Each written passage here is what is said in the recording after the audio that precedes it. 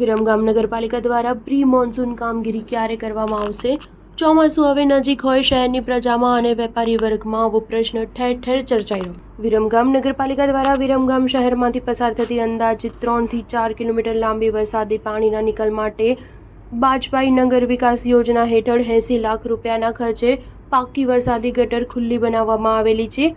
રૈયાપુર દરવાજા, ગોલવાડી દરવાજા, મુનસર દરવાજા, મિલ ફાટક, એસટી બસ સ્ટેન્ડ, ગોળપીઠા, કેબી સા વિનય મંદિર પાછળ, ગુડ્ઝ નાકાથી દિનેશ ફરસાણ અલીગઢથી ખોડિયાર મંદિર સુધી સહિતના વિસ્તારોમાં આવેલી આ ખુલ્લી વરસાદી ગટરોની હાલત અત્યારના સંજોગોએ અત્યંત ખરાબ જણાઈ રહી છે. આ વરસાદી ગટર પાકી કાચી અંદાજિત 4 કિલોમીટર લાંબી ગટર સફાઈ કરવા માટે ચોમાસા પહેલા પ્રી મોન્સૂન કામગીરી હાથ ધરવામાં આવે છે, પરંતુ હાલના તબક્કે હજુ આ ગટરોમાં ઠલવાયેલો કચરો અને ગંદકી સાફ કરવાની કામગીરી હાથ ધરવામાં આવી નથી. અત્રે ઉલ્લેખનીય છે કે નગરપાલિકા દ્વારા 22 મે થી 5 જૂન સુધી વિશ્વ પર્યાવરણ દિવસની ઉજવણી કરવામાં આવી રહી છે, જેમાં સફાઈ ઝુંબેશ તેમજ સિંગલ યુઝ પ્લાસ્ટિક કલેક્શન ડ્રાઈવનું આયોજન કરાયું છે. ત્યારે વરસાદી ગટરની અંદર પ્લાસ્ટિકથી આખી વરસાદી ગટર ભરાઈ રહી છે. આ વરસાદી ગટર કન્સીલ કરવાની 2 વર્ષ પૂર્વે મોટી જાહેરાત કરવામાં આવી હતી, પરંતુ આજ દિન સુધી કન્સીલ કરવાનું કામ શરૂ થયું નથી.